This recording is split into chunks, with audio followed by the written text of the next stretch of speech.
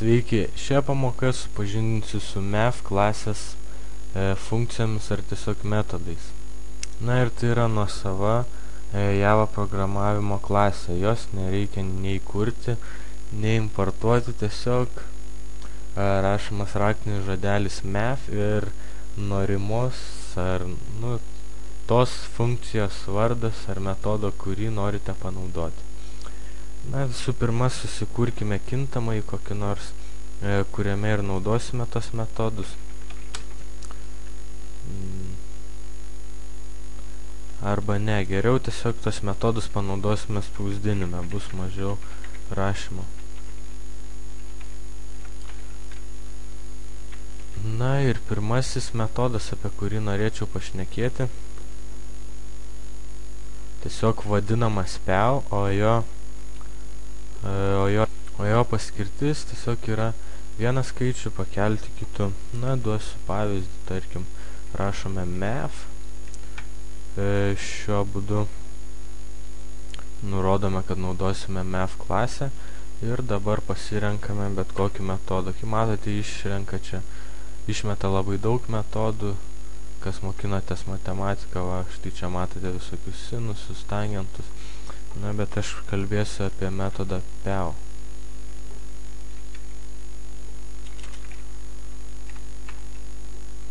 Na ir dabar rašome, kuomet įsikvietėme šį metodą, tiesiog skliausteliuose rašome vieną skaičių, tarkim 5, ir po kablelio rašome dar vieną skaičių, tarkim 2. Na ir ką tai reiškia? Tai tiesiog reiškia, kad pirmąjį skaičių pakels tuo rodikliu, kurį nurodėme štai čia. Na, šiuo atveju 5 pakelsime antruoju arba kvadratu ir turime gauti 25.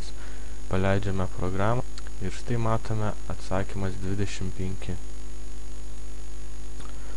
Galime kelti, kad ir kokiu 25-uoju, nėra jokio skirtumo. Štai matote, išmetė labai ilgą skaičių, net netilpana. Tai tiek apie šį metodą. Norėčiau pakalbėti apie dar vieną, kuris vadinasi ABS. Tai nėra antiblokavimo sistema, tačiau tai yra kur kas paprastesnis dalykas, skirtas ar tiesiog naudojamas neigiamas reikšmes paversti teigiamas. Na, tai tolygus veiksmas moduliu, jeigu tai žinot iš matematikos, ir dabar išbandome tiesiog šį metodą ir rašome -50. Paleidžiame programą ir štai mums atspausdina 50. Na, jeigu rašytume tiesiog 50, vis tiek turi spausdinti 50. Na, tai tokia yra esmė, neigiamus skaičius paverčia teigiamais. Dar vienas vadinamas SAIL apsirašo ir jo funkcija yra štai tokia. Tarkime, įrašome kažkokį tai skaičių, kuris turi reikšmę po kablelio, tarkim 8,2. Paleidžiame programą ir štai matome, mums atspausdina 9. Taip yra todėl, kad ši funkcija, šis metodas visus skaičius apvalina iki didesnio, jeigu tik yra kokia nors reikšmė po kablelio. Gali būti, kad ir 8,8, vis tiek turime matyti tą patį rezultatą 9, tačiau jeigu bus 8 lygiai, tuomet ir matysime 8. Dar vienas metodas vadinamas floor, kaip grindis.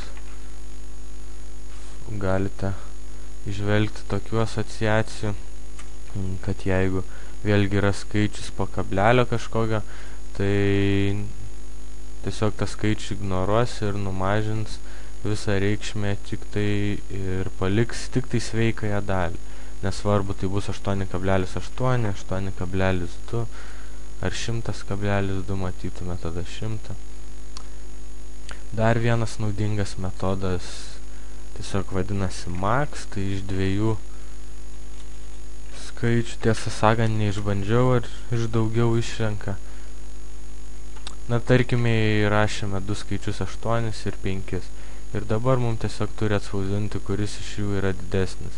Turbūt patys matote, kad šis yra didesnis ir galbūt kyla klausimas, kam reikalingas šis metodas. Ogi tam, kad rašant sudėtingą programą, mes nežinosime, koks bus, tarkim, kažkokių kintamųjų rezultatas, reikšmė.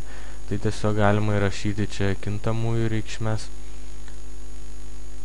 ir mums atspausdinti didesnę iš jų. Yra ir atvirkščias priešingas metodas, tai bus tiesiog min, tai turbūt supratote, kad išmes mažiausią skaičių, taip. Matote, iš šių skaičių mažesnis yra 5.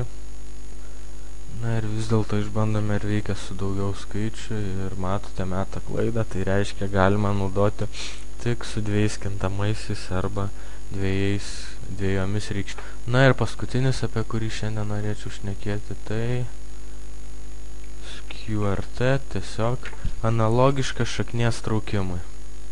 Tarkime, įrašome skaičių 9, visi turbūt žinote, kad traukiant šaknį iš 9 gauname 3. Ir štai matome, mums atėjo teisingas rezultatas. Tai tiek apie MEF klasę biblioteką šioje pamokoje. Tiesiog aptarėme pagrindinius, kurių gali reikėti.